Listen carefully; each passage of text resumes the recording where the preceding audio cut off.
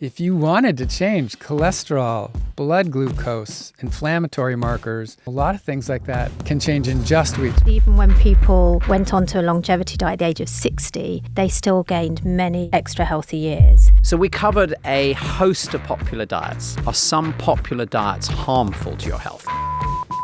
Those don't seem to work. I actually want to go right back to the start. What's the biggest myth? Is that there is one diet for everyone. For many years, American nutrition was about penalizing. Don't eat added sugar, don't eat saturated fat, don't eat salt. But they didn't tell them what to eat. So could you start to unpack that? What is a good way to eat in 2024? My first answer is, I've been working with chefs a lot lately, and he introduced a term to me. Actually, I think this is maybe an odd twist, and you wouldn't have seen this coming. I think... Welcome to Zoe, Science and Nutrition, where world-leading scientists explain how their research can improve your health. I'm your host, Jonathan Wolfe, co-founder and CEO of Zoe.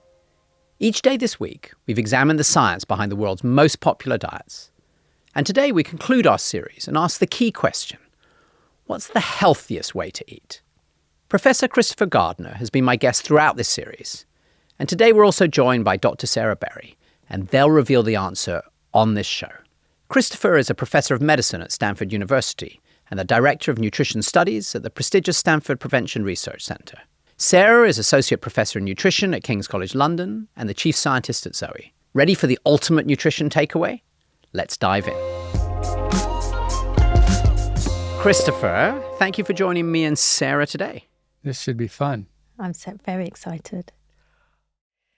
Why don't we start with a quick fire round of questions? And I think you remember the drill. I do. So this one is a word. yes, yeah, a no. But for one question, I get maybe a little bit of an opportunity to expand. If you're very good, it's like the prize for professors for managing to keep the rules at the beginning is then they get a whole sentence at the end. He doesn't let me have a whole sentence. You're very lucky, Christopher. So, can I improve my health if I change what I eat? Yes. Are some popular diets harmful to your health? Yes. Is there one diet that works for everyone? No. Should men and women eat the same diet? Yes. Is there one food that can drastically improve my health? No. See, that was easy. All right. Oh, yeah. Okay. That was very easy. So now you get a whole sentence. What's the biggest myth about healthy eating that you often hear? The biggest myth is that there is one diet for everyone.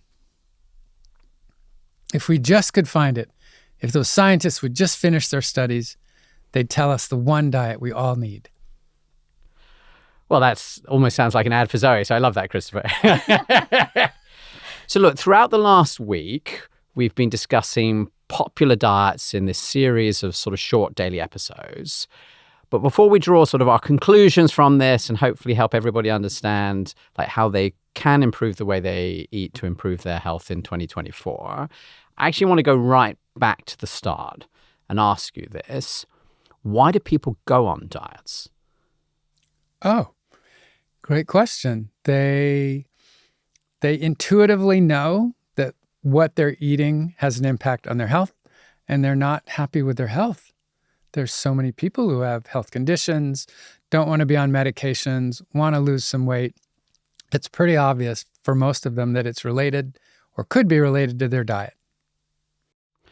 And so what are the biggest sort of myths or misunderstandings that people are then suffering from when they decide, hey, I'm going to go onto a diet now to fix my health? So for me, the simplest answer would be there is a diet that I can do short term that I will eventually get to go off of, and I'll be all set once I master that for now, but then I'll quit. And why is that a myth, Christopher? Well, because for anything to work, it only works as long as you're doing it. So once you go off, the weight comes back on, the cholesterol goes back up, the glucose goes back up in the blood. So it only works as long as you're doing it. So you have to do it forever if you want it to work for your life. Which is quite a challenging idea, isn't it? It's sort of saying, hey, you've got to make a lifelong change to the way you're eating. And when you think about it like that, it also sounds really scary. There'll be probably people listening to saying, well, I can't do that, so therefore I should just give up. Is it as bad as that? Oh, it's not as bad as that at all. I have a PhD in nutrition science. I'm still changing my diet to this day as I do more studies or learn of a different cultural food attribute that I like. You should be kind to yourself. You should let yourself experiment. I mean, the beauty of food is, let's make it either eating or cooking. Let's say you burned this recipe. Oh, you're screwed. You'll never make that recipe again. It burned. No, you burned it. Turn the heat down next time or add a different ingredient or go slower. So the beauty of food is you get a do-over every day you want. I love that. And so I think one of the things that we hear often from people is a concern that it's too late. They've been eating in a particular way for too long, and so they are 40, 50, 60, 70, 80, and therefore it doesn't matter anymore. I think about my parents, actually, as I think about this. It doesn't matter anymore because it's all done, and so it doesn't make any sense to change what they eat. Are they right? No, for all these things that are risk factors that clinicians measure, again, this is blood cholesterol or blood glucose or weight, whatever it is, you can always enhance your physical abilities and your long-term health no matter what age you approach this. Yeah, and there's some really interesting research, Christopher, that came out a couple of weeks ago you might be aware of, where they looked at how many extra healthy years people had that went from a very typical UK-US diet to the recommended diet and to what they called a longevity diet, which is basically combining all of what's up here in your head and applying it to people's diet. And they found even when people went on to a longevity diet at the age of 60, they still gained many extra healthy years. And, I think that's really encouraging, that people should really focus on actually at any time, I can still make a huge difference. Yeah, very encouraging. It's amazing and incredibly positive, I think. And so you were talking about this idea that people need to sustain this life, this lifestyle sort of permanently. And so I guess that has implications for the sort of diet that people, should be adopting as we're discussing this today. Yeah, you have to like it. You have to enjoy it. So I feel like... Which sounds a bit radical, actually. I'm laughing, but that's because I feel like I grew up with diet culture, and I think many people listening to this did. And the whole idea of diet culture is quite linked to the idea of calorie counting, which we touched on. Is like you're supposed to suffer in order to try and improve your health, which is also why you can't probably do it forever. But I'm sort of laughing because this idea that you might enjoy your diet, it feels like the opposite of what I was taught. Yeah, so let me give you one of my favorite new phrases. So after doing many studies, and I'm just going to mock myself here, and I'm sure Sarah could agree. If we're trying to get an answerable question, we'll focus on this one thing. And so isolationist, reductionist, this fiber works. What's the best source of fiber? Cardboard. We've given you cardboard. It has lowered your cholesterol. Go forth and eat cardboard. I don't want to eat cardboard, but I showed you it lowered your LDL cholesterol. So I've been working with chefs a lot lately. And I've been working with a lot of chefs that are interested in plant-based diets. And Greg Drescher is one of the leaders of the Culinary Institute of America in the U.S., one of the largest cooking schools in the U.S. And he introduced a term to me years ago about unapologetic deliciousness. First, it was craveability, which I really liked. I thought people are going to like that. But when he said unapologetic deliciousness, I think a lot of people would like to eat that way, but it struck me in a particularly strong way because I remember myself for years apologizing. Like, I found the cardboard will help your LDL. I'm scrunching up my face because I'm sorry that I'm asking you to eat cardboard. But it works. I proved it in an NIH-funded study, in a randomized controlled trial. And I'm sorry it's so painful and restrictive, but it's the truth. And Greg Drescher said, we can make anything taste good. We'll make this Mediterranean, Middle Eastern, Latin American, African dish taste great. It'll be plant-based. It might have some animal source food, but a lot less than you eat in the U.S. but it'll be amazing. I thought, I want to stop apologizing. I want to say this is unapologetically delicious, because in terms of maintaining something long term, that's what you want. You don't want to be punished and penalized your whole life. Yeah, I'm a great believer in if a food's too healthy to be enjoyed, it's just not healthy at all. And, a big problem we have isn't just that we're eating the wrong kind of food. It's that we are not adhering to any of the kind of recommendations because, like you say, that lots of these foods are, they don't taste great. They're very restrictive, these kind of diets as well. And in the UK, less than 1% of people actually follow any kind of healthy eating guidelines. It's the same in the US.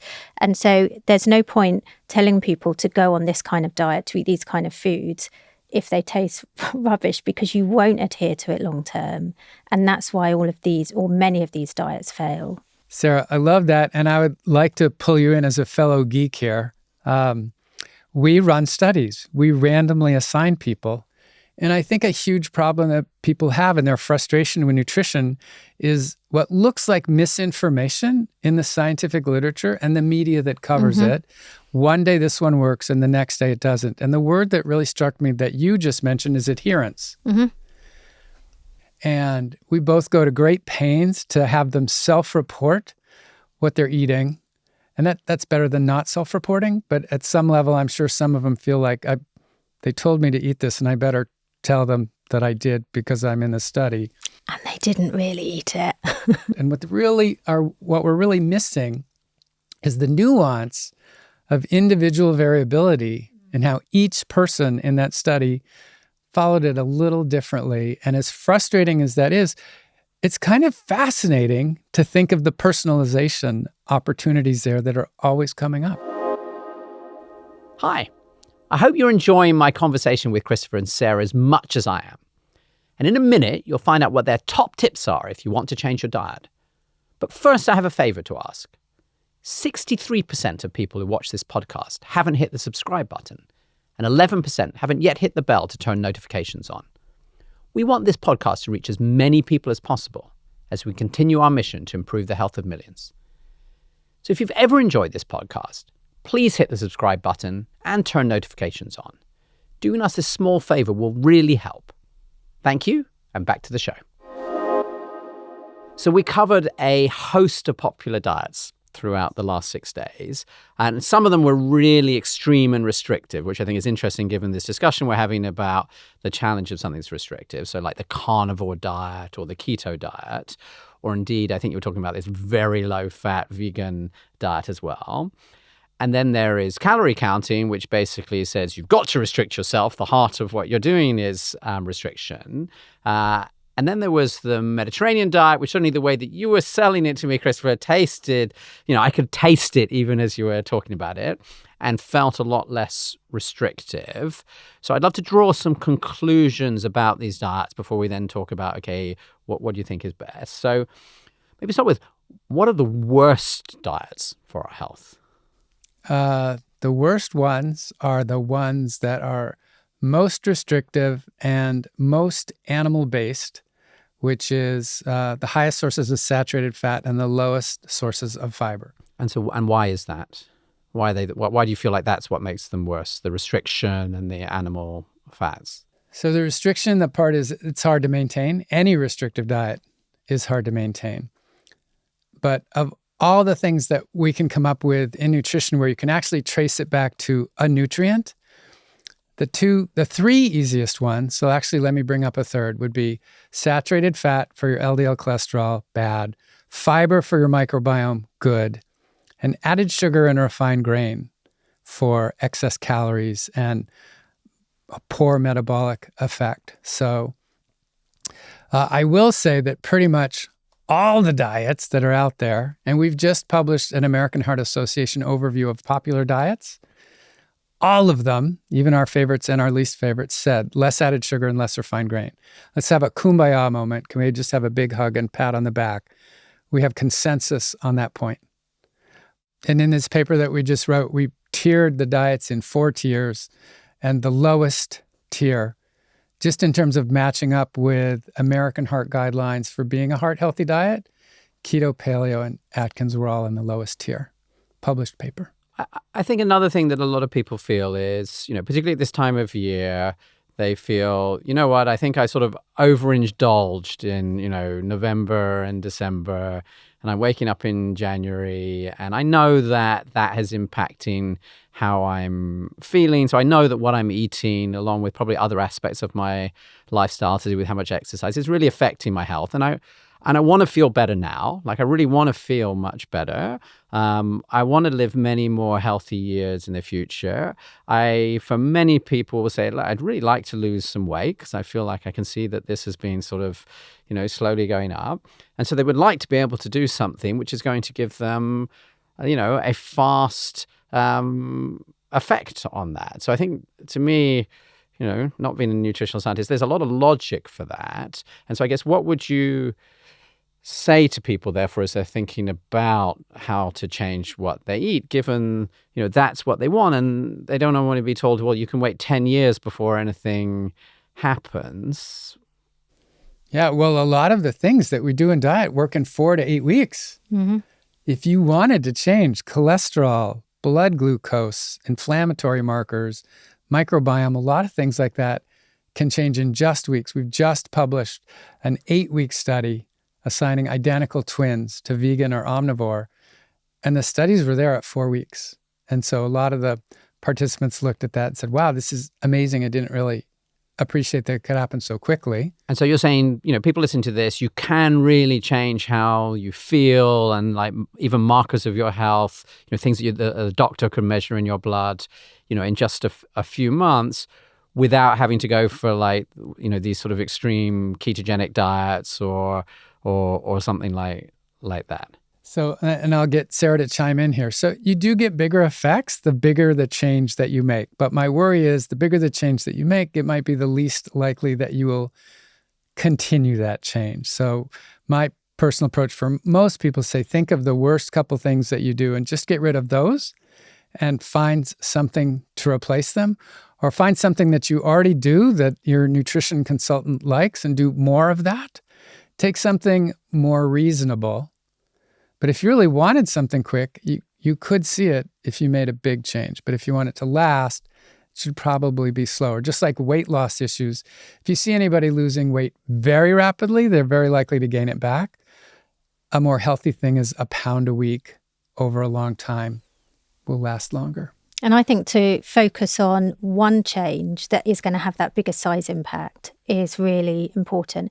And we see in our studies, for example, cholesterol can change in 10 days. Mm-hmm. After 2 weeks, you see quite a big difference. After 4 weeks, it plateaus. Yes. And so any dietary change, if you were to go to the doctors and have measures done, you do see that change. What we don't see is obviously externally the change, and that's the problem. So people maybe not realizing, wow, making these changes have really had a big impact internally on my health. Yep. So before talking about what people should eat, which is obviously what they're really interested here, I did want to ask about why there's such a big gap between the scientific evidence that both of you talking about right now on topics like calorie counting and sort of low fat food, and then what we see on, the food labels when we go to the grocery store or official guidelines, where basically, I looked again this week, you walk in there and like everything still says low fat on it, unless it says high protein. And there are calorie labels everywhere. And yet you sort of demolish both these approaches to thinking about how we should eat. Yeah, the communication part is the hardest. So the studies that we do are complicated. They don't really have one simple interpretation. And part of the reason for the labels is the food industry recognizing that they want a little bigger share of the market's stomach, just a piece. I can answer my shareholders if I get that. What's the current thing they just said? Oh, they said that. Okay, I'm going to add it to the label. And shoppers want something convenient, like, oh, food is confusing. I'd really love to go into the store and have a simple thing that will help me with my choices. And sadly, it isn't simple. I know they want that help. I know they want it to be straightforward. And I know the food industry wants to make more money, and it works. Some of that advertising works, and we're just caught in a bind trying to communicate what we find in our studies and make it simple for everyone when it's almost never that simple. Sorry, listeners. Yeah, I think this is the real challenge. I find that we know that foods have thousands of chemicals. We know that these chemicals are packaged in, the structure of the food. I'm particularly interested in the food matrix, so how the structure of the food modulates the health effects of that food. None of this can be captured on those food labels. But we as nutrition scientists need to make sure that our message is very simple to people, but because of this complexity of food, but also the complexity of how we as individuals process the food, it's just too nuanced to communicate in a food label. And so it's a real challenge that we have, and I don't know how we can tackle this. The answer is just to get people to think more critically. I mean, to actually, I think this is maybe an odd twist, and you wouldn't have seen this coming. I think food is an opportunity for people to think more effectively critically in ways that will help them in the rest of their life. I don't understand politics. I don't understand war. I don't understand this other thing. You're not thinking critically. There's more than one side to this argument. So think through this logically, recognize the limitations, recognize the strength, and make the best choice you can today. Can actually be very empowering in the long run, but you do have to engage. So I'd love to start to talk about what people should do. So we've sort of said, hey, there's a whole bunch of diets that don't make sense. And in fact, the whole idea of a diet, something you do for a period of time, doesn't make sense. You've got to shift to thinking about, like, how am I going to eat for the rest of my life? I'd love to talk some more about, therefore, what we should eat. And Christopher, you said to me, before this recording, like the number one thing people say to you is, Doc, what should I eat? So let's, maybe sort of make that step. What's the starting point for answering that question? Okay, and I think Sarah's going to be with me on this one. My first answer is, it depends. Absolutely. My next two follow-ups are, please tell me with what and instead of what. And where are you now? So, if somebody says, I'm really thinking whether I should eat eggs or not. And I say, well, what were you going to have otherwise? And they said, well, I was going to have steel-cut oats or eggs. I said, well, I don't know, what were you going to have the eggs with? I said, well, I was going to have sausage and bacon. I said, okay, so I really think you ought to have the steel-cut oats instead of that. They said, I didn't mean that. I meant a veggie omelet. I said, veggie omelet, steel-cut oats. Yeah, not too bad, pretty equal. I'm fine with that. Or they said I was going to have a Pop-Tart. I said, oh my God, have the eggs. God forbid you eat that Pop-Tart, right? And so if you put it in the context of with what and instead of what, they could often answer their own question for you, knowing that part. Yeah, and at Zoe, we often talk about swaps. So it's a simple way of really explaining what or putting into practice what you've just explained. So we say, okay, this is what you're currently eating that isn't so healthy. This is a healthier swap. So it can be used in the same way, because we have to be practical. There's no point recommending either food that people don't like we've already said, but also that isn't used in that kind of traditional breakfast setting or snack setting. This really ties into, there's been a shift in American dietary guidelines. So every 5 years, they update the dietary guidelines for Americans. And 2 or 3 cycles ago, they made sure to talk about shifts. So for many years, American nutrition was about penalizing. Don't eat added sugar, don't eat saturated fat, don't eat salt. But they didn't tell them what to eat. And a colleague of mine, David Katz, loves to phrase this as Americans are incredibly clever. They will find an unmeasurable number of alternative ways to eat poorly once you ask them to avoid this. Oh, I found another way. That's poor too. Oh, I found another way. Well, that's poor too, because we didn't tell them what to eat. It was easier to tell them to avoid that. Hi, I want to take a quick break here and tell you about something new and very exciting we've created. A free guide that can kickstart your journey to better gut health. Now, if you're a regular listener of this podcast, you're no doubt already aware of how important the gut microbiome is. It's responsible for so much, from digestion to immune support, even our mental well-being. And as we've heard many times on this show, and as our members know through using Zoe, we feed our gut microbiome through the variety of foods we eat. And in return, our microbes give us this wealth of health benefits. So how can you nurture your gut in the best way? Which food swaps can you try to nourish those good bacteria? What does a high-fiber shopping list really look like? Our free gut health guide shares it all. Emails and actionable tips that are designed to put you in control of your gut health. And to get yours for free, simply go to zoe.com/gut guide. And you'll also find the link in the show notes. And I think you touched on this a bit when you were saying that the Mediterranean diet was the one that you were most positive about in terms of the different diets that we've unpacked over the last 6 days. What is a good way to eat in 2024? Yeah, and there's different names and different approaches. If I had to ask, in the 3 seconds, I would say whole food, plant-based.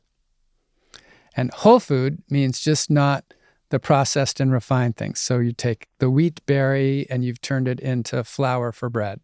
No, eat the wheat berry. You've taken the brown rice and turned it into white rice. You've taken the soybean and turned it into soy protein isolate and added it to a protein bar. No, you should eat the whole soybean. So that's what I mean by whole food. And plant-based means you don't have to be vegan or vegetarian here, but boy, people are eating a lot. In the US in particular, we eat more meat than any other country in the world.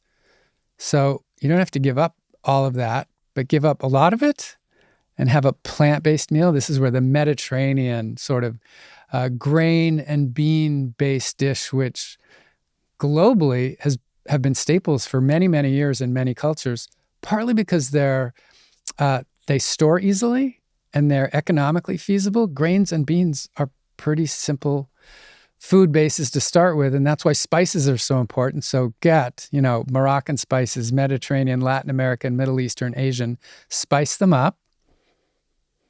And then you can add smaller amounts of fish or poultry or pork, something in smaller amounts of eat. So the chefs that I work with for this unapologetic deliciousness do something called the protein flip, where the base of the meal is grains and beans and veggies. And then meat becomes a condiment or a side dish or just a small portion on top of that. So to me, that's very Mediterranean and has lots of flexibility for enjoying what you're eating. And in a way, that sounds very simple, but I think for a lot of people listening to this, also quite unclear in comparison to diets were based on this idea you have to remove this thing because it's sort of killing you or causing problems, or basically everything is about calories. You're measuring your calories, so obviously you're not going to get better unless you reduce your calories because that's what it is about. So maybe we could take those two parts one after the other. Like, why is whole food better than processed food? After all, I chew it all up and it goes in my stomach. Yeah. Yes, I remember discussing this with my children at various points, when it's all messed up. They're like, oh, it's okay. It's going to be messed up in your stomach anyway, so you might as well eat it that way. So why is it that we can't have it all nicely sort of processed and prepared by the food manufacturers? We're busy people, and we have to have this sort of whole food thing that you just mentioned. Okay, so I'm going to ask Sarah to help me fill in on this because satiety and satiation are huge factors in all this that are harder to study than we think. Yeah. And Christopher, means how full you feel, because I know you would want us to give a simple term for that. And so this comes up for me all the time thinking, so one of my favorite authors is Barbara Rules, who wrote a book called Volumetrics years ago. And it was the volume of the food that was filling people up. And the volume tends to be much higher if it's veggies and beans and grains than if it is cheese or meat or dairy. And so eating this very satiating meal so that you get full quicker and stop eating, and that it's longer till your next meal, really helps here. As scientists, this is very hard to study. So I've done a number of studies where I've got diet A and diet B. And what I'd really like to know is after 3 months in the study, how hungry were you in March? How hungry were you in April? We don't have any metrics like that. All the metrics for this concept of satiety are, I gave you a standardized breakfast at 8 a.m. It had 600 calories. And 2 hours later, I had a line from starving to very full, and I marked on the line where I was in between. Okay, how does that work for April? I can't tell you for April. I can only tell you 2 hours after the standardized 600-calorie breakfast. And so it's actually a harder concept to measure than you would think. I mean, you can just qualitatively say, so how hungry were you? And people give quite a varied response. Well, I have some good news for you. I'm ready. In our Zoe app, every week we ask people weekly, not just after each meal, how hungry have you felt this week? So we will be able to look at people's diets and answer that. But we have also collected data in that old-fashioned way, but where they do on a scale say after a meal how hungry they feel. I often think about the health effects of processing also around the idea that you've talked about, like the instead of what. So what's happening is we're removing some of these great nutrients, the fiber, some of these bioactives that we often talk about as nutritionists, so polyphenols. We're adding in the bad nutrients, the salt, the sugar, the refined carbohydrates, the saturated fat. We're eating these foods more quickly. So not only are they more energy dense, like you say, filling up our tummy, but we're eating them so quickly that's another reason our fullness signals aren't getting to our brain in time to say, whoa, Christopher, you've eaten enough, slow down. And all of this means that we're over-consuming the wrong nutrients. Dare I use the term nutrients, because I know you, like me, are very food-based rather than nutrient-based, eating less of the good nutrients and eating in the wrong way as well. Yep. And Kevin Hall's done a nice study like that. Again, they were people who were confined and a lot of control was over this, but had an ultra-processed versus a minimally processed and timed how fast they were getting the calories. And much to your point, when they were eating the more heavily processed foods, they were eating more calories faster. 50% difference in the rate at which they ate those calories between the ultra-processed and the unprocessed foods, which led to about 200 calorie difference, I think, over the day. And it was hard for that message to get to the brain in time to stop you. So I think you're saying there's like two effects here.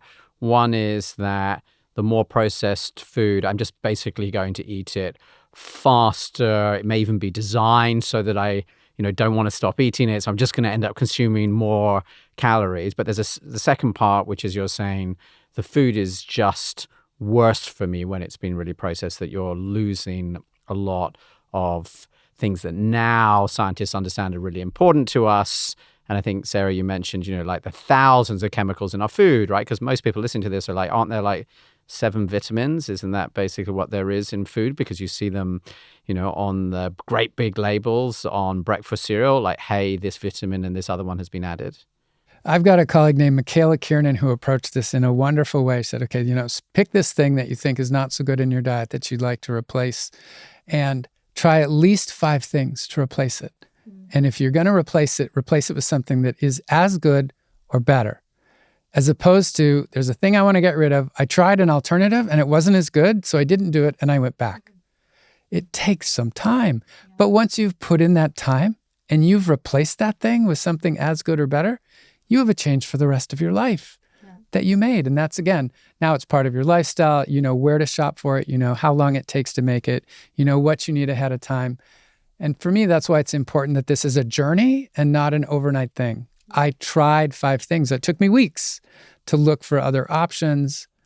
But now that I've got it, think of everyone who, regardless of what their diet is, if they were pushed, there's 3 or 4 things that they know they like that they could get quickly.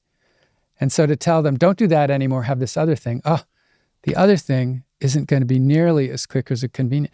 Of course not. Not until you get accustomed to it. And then it will replace that and it'll work just as well. Now, you touched on sort of, I think, the first part there for what you described, sort of whole food, not processed, and how, if this food ends up being really processed, like one, we just digest it really fast and you get these great big blood sugar spikes. And we've talked about some of the negatives on that, I think, over the last few days. And then I think, Sarah, you're also talking about how you lose a lot of things that are stripped out. Can we talk a bit about the other part? So plant-based, which I think, for some people listening is like, what does that mean? Like plants are things in the garden, and why is that a good thing? And how does that tie in with the Mediterranean diet that you talked about before?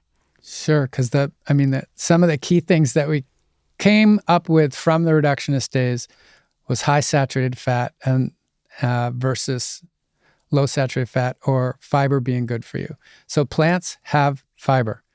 Animal foods don't have fiber. Very few plant foods have saturated fat. All the animal foods have saturated fat. So if you just wanted to start overly simplistically, that's a place to start to include more plants in your diet. And why is the fiber good? Fiber is good for the microbiome. It's the food matrix. It slows the digestion so that the carbohydrates that you are eating that are going to turn into blood glucose appear slowly over time, satiating. It'll help you feel full sooner. It'll last with you longer. This is something we're really interested in as well, because we know that fiber is like the party food for the microbiome as well. And that's where we see the strongest signal. So we see that the association between fiber and a healthy microbiome is incredibly strong. We know that fiber is one of the single nutrients, and I know, again, we hate to talk about nutrients, that is associated with improved health. And I think that one of the strongest reasons is because of the impact it has on our microbiome, as well as these other mechanisms. You've done some research as well, haven't you, Yes. looking at this? I'd love to hear those results, because I know it's quite a new study that's come out. Yeah, so we've been messing with fiber and fermented food and the microbiome and trying to characterize this. We're actually way behind you. So we looked to some of your publications to see what you're coming up with, because we don't, from my perspective, our lab hasn't generated a list of the top microbes or a list of the different kinds of fiber. So at the moment, we're kind of stuck with, well, since we're not sure, have a variety of fibers, because the fibers that are present in wheat versus nuts versus beans are not the same. And it, again, sorry, but it's complicated. So you can't just pick one fiber for one strain of bacteria that you're trying to look at. The growth or the bloom of one of those bacterial strains has an effect on the rest of the community. But that's what I love about Zoe, is how you're after that. You're after the complexity, because you can measure the fibers and you can measure the microbes. And this is why we talk about diversity so much, because we know that there's no point just focusing in on one fiber or one aspect of a food, that we have to make sure we have a diversity of all the different bioactives and all the different kinds of fibers. So Sarah, for someone thinking about this right now, for what that means for them to eat, because it sounds cool, right? I want to support my healthy bacteria and get all those health benefits. But what does that mean if I'm thinking about what I'm eating? What does that imply? So when we talk about a diversity of food, we tend to be wanting people to have a diversity of plant-based foods. So we talk about eating the rainbow. So eating the rainbow means that you're getting lots of different types of polyphenols. Polyphenols are these magical bioactives that are in food that give food their pigment, so their colour. So by getting a whole rainbow of food, you're getting different polyphenols, but you're also going to get a variety. And I'm guessing my red Pop-Tart, coming back to a previous comment, that's probably not the polyphenols that are colouring it. Am I right in guessing this? No, I'll use Christopher's terminology. So whole food, plant-based are the ones that we want to be encouraging. And having a diversity of different plant-based foods, because exactly like Christopher said, they have so many different types of fibres. And because we know that different bugs, different bacteria feed on different fibres, we want them all to have a party, and we want them all to be growing and all be producing the chemicals that we know have such a wide impact on our health. And before we move beyond this, I'd love maybe to talk for a minute about the fat side of this, because one of the things that we touched on during the last 6 days is how many people still basically feel that they're really averse to adding fat into their diet, because they were brought up, and it was, I think about my own family, I was brought up, there was super low fat diet as I grew up, because my father had high cholesterol and he was told by doctors, even before I was born, you need to eat low fat. So I definitely grew up in that environment, where I still find, in a way, the idea of like pouring oil over my food, which I do a lot now, but it still feels like a little naughty, which maybe is one of the things that makes it, I enjoy it. And Sarah, I know this is one of your core areas of study for the last 25 years. If people were understanding what healthy fats are, and they were also looking to understand what they could add in, what is the latest science saying? Yeah. So, and this is a nice way to tie back to fiber. So plant foods rarely have high saturated fat. So if you're getting an avocado, you're getting fiber. If you're getting nuts, you're getting fiber. Seeds, you're getting fiber. Eating olives, you're getting fiber. So you could get the fiber and the mono and polyunsaturated fats. And those were all quite high-fat foods that you're describing, even though they weren't actually oils and they weren't maybe what people think of necessarily as fats? I was listing all foods, plant-based foods, that have a fair amount of fat in them, nut butters that you could spread on things. I'm saddened that there's still this perception that, low fat, reduced fat, no fat alternatives are healthier for you. And I see these in the fridges of people that I know are on weight loss diets. And honestly, it worries me that there's still this perception out there that if they have a low fat food, they're going to magically lose weight. And also don't realize that by a food having low, no, or reduced, something's come out of that food. What's gone in to replace that? Yes, because of this low-fat stigma, very focused on low-fat yogurt, which happens to be full in the U.S. of sugar. Yep. Like they'll have a fruited yogurt. Yep. This is passion fruit or guava or blackberry or passion fruit, blackberry, guava yogurt. And you look and it's full of sugar. It's like a sugar delivery system. It's like they took out the fat. And this is not healthy for you? They took out the fat because people are afraid the fat is bad for them, and they filled it with sugar, which is probably worse than what they started with. And I think this is a great example of how our knowledge of food and the health effects of food and nutrients is evolving so rapidly. So there was evidence to show that dairy fat was bad for us, that it's high in saturated fat, that maybe a high total fat intake when it comes predominantly from saturated fat is bad for us. We now know from randomized control trials and other evidence that fermented dairy fat, so fat in full fat yogurt, fat in cheese, isn't bad for us. It doesn't raise our cholesterol. And it's very difficult to keep up with how science is evolving. And this, again, is the challenge. And so I think this is why there's these kind of products out there that's preying on people's ignorance, unfortunately. But also, Christopher, going back to what I know we've been talking about earlier, fat makes food taste great. Yes. It carries the flavour. It has that creamy mouthfeel as well. And so listening to all of this, you could start to say, okay, so there is one diet, one way of eating, which is the best for everybody. Like, is that the You're conclusion? really pushing on this one, No, Jonathan. So tell me about that. And I know, Sarah, you were saying earlier, we have to mention one of Christopher's fantastic studies, exactly around this. Yeah. So we did a large low carb versus low fat study. And the approach we took, I think, was fantastic. I'm very proud of this. We wanted it to be a healthy low carb and a healthy low fat. Because when you just say low carb or low fat, how low and which foods, I can easily come up with a poorer and a better diet that both carry that name and are low in carb or fat. When you put good foods, this is where the personalization thing comes in again. After seeing many studies go back and forth on low fat and low carb, we did a study that lasted a year, a weight loss study in 600 people, which is a pretty unusually high number of people. And the weight loss difference was virtually identical in the two groups after a year. But the most stunning thing for me was how variable the responses were to the two diets. So in both diet groups, somebody lost 60 pounds. In both diet groups, somebody gained 20 pounds on a weight loss study. Oh my God, they gained 20 pounds in a weight loss study. So there were like some people who were put on low carb and put on weight, and there were some people who put on low fat and put on weight, and the reverse. And the reverse. And I was not calling out outliers. So what's really fun is we graphed for every one of the 600 people, 300 on each diet.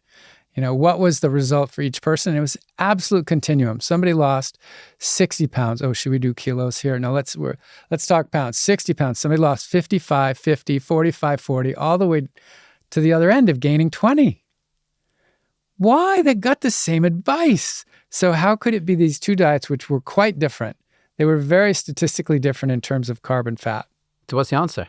And the answer is we need to find more areas of personalization. In fact, our study was done to test two of those areas. It was never done to test low fat versus low carb. We thought there might be a predisposition that people who are genetically predisposed because of some genetic mutation one way, or the group that was the most insulin resistant versus insulin sensitive would help explain some of this. And the literature supported that that might be an explanation for the variability. Neither of them worked. So Sarah, what's going on? Well, I just want to say, Christopher, what I love about your study is that if you look at the average change in weight, they're exactly the same between the two groups. And I use this in a lot of my teaching to show that we need to move beyond looking at the average, looking at the mean of the population. And this is what dietary guidelines are based on, the average response to food. And your study really clearly shows that if you look at the average, they're exactly the same. But if you look at how each individual responds, it's hugely different. And we see this with our Zoe Predict research, that we see a 20-fold difference from one person to another in their blood sugar response to exactly the same meal. Yes. So, for example, we fed people exactly the same breakfast. We controlled as many of the other conditions that we know impact your blood sugar response. So they'd fasted overnight, they'd done no exercise, and we still found this 20-fold difference, which is huge, to giving them exactly the same breakfast. And this is what we've been exploring, as you know, with all of our Zoe research. What's causing this? How can we disentangle this, given that the food's so complicated, we're so complicated, our biology is complicated, and how we live our life is so complicated. Yep. And you won't know tomorrow, right? Oh, you're going to know the next day. Okay, so you won't have all the answers soon. In the meantime, everybody, if they chose a whole food, plant-based diet, some are likely to do better on higher fat and lower carbs, some just the opposite. Yeah. That's not bizarre. That should be expected. So for now, they shouldn't just throw up their hands and say, there was no difference on average. I'm going to go have a pint of ice cream because the nutrition scientists can't agree on anything. No. If you talk to us, we actually agree on a lot of stuff. It's just nuanced, and we are waiting to do some better studies. So you should still eat well today, and we have some basic guidelines. But stay tuned, because we have some exciting developments in work. I'm struck just by this conversation is sort of like the logic behind why we do this podcast at all. We want to make the latest scientific information available for free to anyone who wants to listen.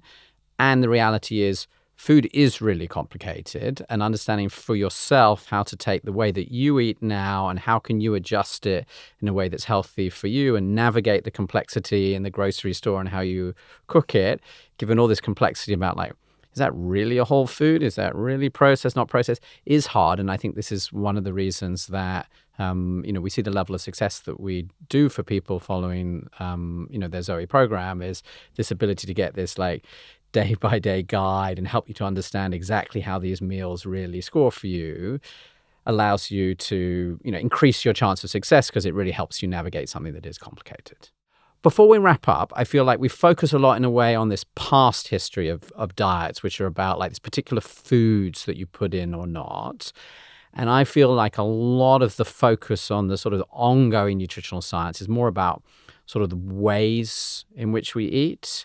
And so I'd love for you to maybe just pick out a couple of the things, that you're really excited about that I suspect we may be talking more about this year. So Jonathan's being very kind to me here, Christopher, because my new passion is all around how we eat.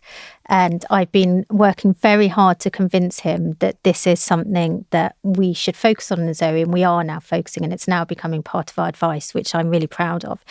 And so I'm a great believer in, as well as what you eat, as well as who you are, how you eat is incredibly important. And it's something I think we as nutritional scientists haven't thought enough about in the past. And so we know from our own research how much sleep you've had impacts your blood sugar response the next day. We know that time-restricted eating is a really simple way to be able to improve your health without changing necessarily what food you have. And I don't mean time-restricted eating having like a 6-hour really restrictive window. Even having a 12-hour period that you don't eat overnight has incredible health benefits. And we know this from the Big IF study, our big intermittent fasting study that we did. We know that how fast you eat food impacts your health. And we've actually published some research about looking at how people on our Zoe Predict study who ate fast versus those who ate slowly had different blood sugar responses, different visceral fat, different body mass index as well. And we know that time of day is important. So we know that for lots of people, having carbohydrates earlier in the day is more healthy for you than having carbohydrates later in the day. Again, it's not the same for everyone. But if we can combine all of this, I think this is a really simple way that we can also, again, optimize people's health, but allowing people to make some small changes that fit within how they live their life without over worrying about trying to get everything perfect. So, for example, just not snacking after 8 at night, trying to put your knife and fork down between each mouthful at the dinner table, and, trying to be a bit careful having really refined carbohydrate later in the day. And adding some of these into the mix as well, I think is really magical way that we can easily improve our health as well. I wonder what your thoughts are on this. Yeah, and the key to that is having large bodies of data over time where you see people doing different things.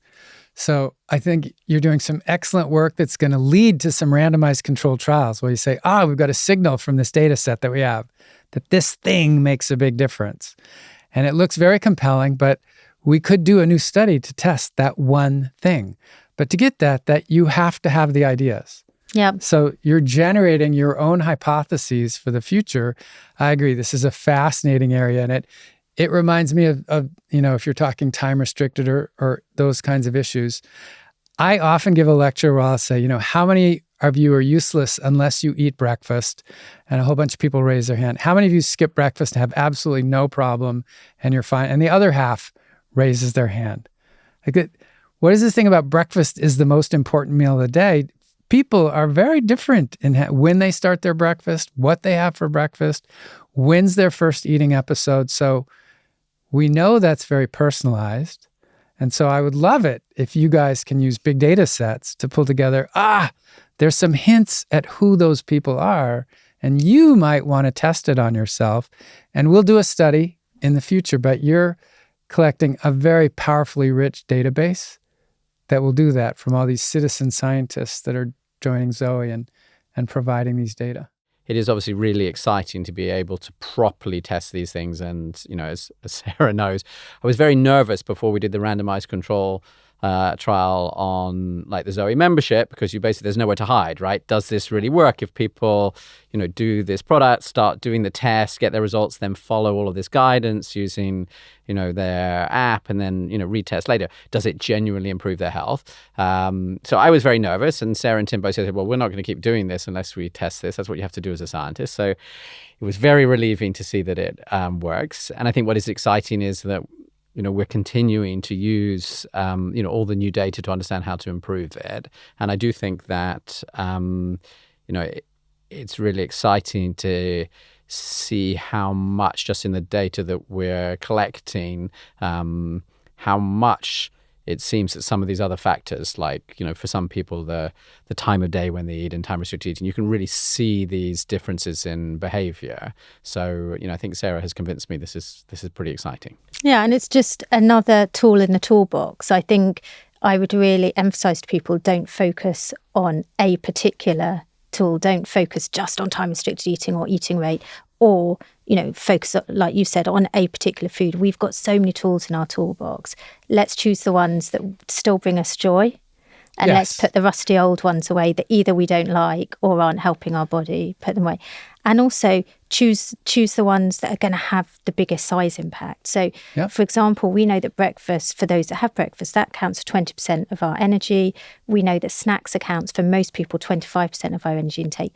These are eating events that we generally do in isolation, so they're not dependent on someone else around us. These are really simple ways that we can improve our overall diet, just changing our breakfast or just changing our snacks. Right. And this will build on itself. So it's food. You eat food every day.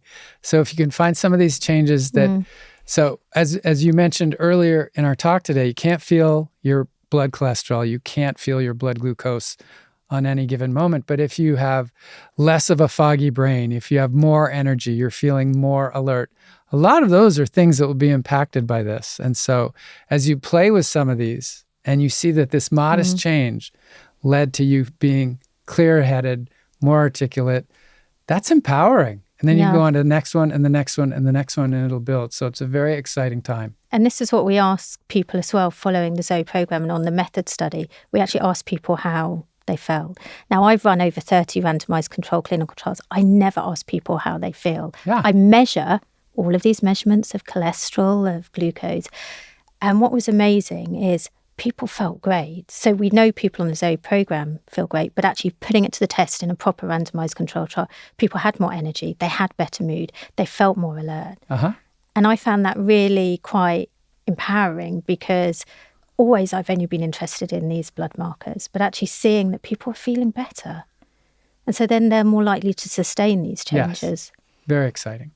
That is a brilliant way, I think, actually, to wrap up, because we started with this issue about sustainability, and I feel like we've finished with sustainability. I know that actually I could leave the room and you'd keep talking for the next 6 hours. We've only scratched the surface. So I reckon Sarah's like, oh no, there were 10 other things I want to talk about. I'm afraid we're going to have 100. 100 other things.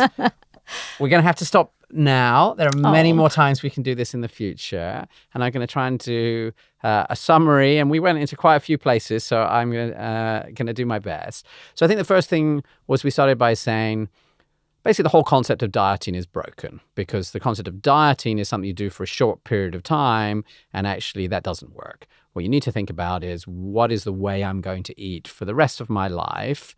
And if I do that, amazingly, like no matter how old I am, I can profoundly improve my health, which I think is, for me, the number one message whenever I discuss this with anyone. It's like, it's amazing. The latest science says it doesn't matter what you've done before, however old you are, whatever, you can make changes now that is going to improve your health, which I just find is just really motivating to do something. The second thing you talked about, which I hadn't heard before, is unapologetic deliciousness, which is a bit hard to say, but a brilliant idea. It is a mouthful. Which is, the food needs to be something you want to eat and that you can stick with. You therefore need to avoid restriction. Any diet which says, I'm getting rid of all of these things and this is going to be really hard, you're not going to be able to sustain. So it needs to be something about adding in a lot of good things into your diet rather than about taking everything away. I think very strong agreement that people need to lower the amount of animal fat that they're eating if they're eating anything like the typical Western diet, be in the US or the UK or France, or wherever that might be. And as importantly, we need to reduce the number of sort of poor quality carbohydrates. And so that's anything where you're adding sugar to the food, but also I think the thing that is less obvious for most people, what you technically call refined grains. So this is stuff where it's all been, it's no longer like the original seed or grain, and it's become, white flour in our bread, or white rice, which I was brought up to think was really healthy. And that almost everyone agreed you want to have more fiber in your diet, in part because of like all this new science about how this supports your good bacteria and has these positive impacts. And I think, Christopher, you talked about, like, if I was going to make this really simple, it was almost like two things. So one was whole food and not processed. And what you're explaining is that the processing does, I think, like two bad things. One is it smashes all of this stuff up so that when you're eating like this processed carbohydrate, basically your body turns it into blood sugar almost immediately, and that causes all of these problems that we've talked about over the last few days and can lead towards diabetes and whatever. But also the processing tends to strip things out, and basically you're removing lots of the healthiest bits, and therefore whole food is sort of like before you've taken all the stuff away, and you keep processing, unfortunately, is what we tend to get given a lot of. And the other part is plant-based, and you're very clear, it doesn't mean you have to be vegan or you have to be vegetarian, but you're moving towards a diet where, unlike really, I guess, what I grew up with, which is like a big piece of meat in the middle and a little bit around the side, suddenly, if the meat is on the plate, it's like a small bit on the side, and it doesn't have to be in every meal either.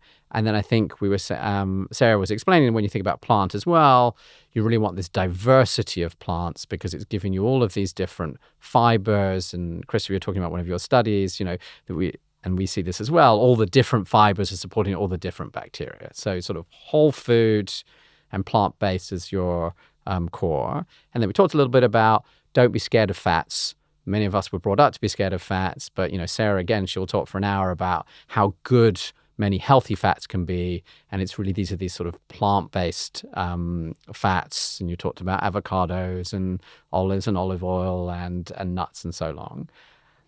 And then I think towards the end, we talked really about personalization, the idea there isn't just like one size fits all. You did this brilliant study called Diet Fits, and it turned out you could go to these two extremes of like low fat or low carb. And on each of them, some people would do really well and some people would do really badly. And Sarah, you talked about our own studies showing, well, it sort of makes sense because you can see like a 20-fold difference in how people's blood sugar responds and how people's blood fat responds. So it sort of makes sense that there isn't just one answer for everybody. And I think we wrapped up by saying, I think there is quite a lot of consensus, therefore, about sort of key things that people should change. There's also a lot of exciting new science coming, which is early, about new ways of thinking about eating. And Sarah, I think you mentioned, for example, time-restricted eating, when you eat, sleeping, all of these things potentially having a lot of effect on your health and just starting to be studied. And, probably keep watching here because hopefully there'll be some exciting new studies that we can report back on in the future. Fantastic. Great wrap up. Great. And foods to be enjoyed. That's the most important. And listeners, be kind to yourself. It's a journey. Enjoy the journey. I think that's a brilliant way to wrap up. Thank you very much, Christopher and Sarah. Thank you. I hope that you learned a lot on today's show about the best and worst diet and about what to eat for your health. Now, if listening to this episode has motivated you to change how you eat to improve your health, then you may want to do what I do, which is use Zoe's app every day for personalized advice and personalized support on how I can eat the best foods for me.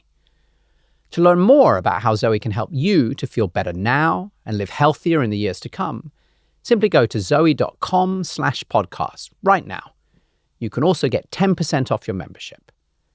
As always, I'm your host, Jonathan Wolf. Zoe Science and Nutrition is produced by Yella Hewings-Martin, Richard Willen, and Tilly Fulford. The Zoe Science and Nutrition podcast is not medical advice.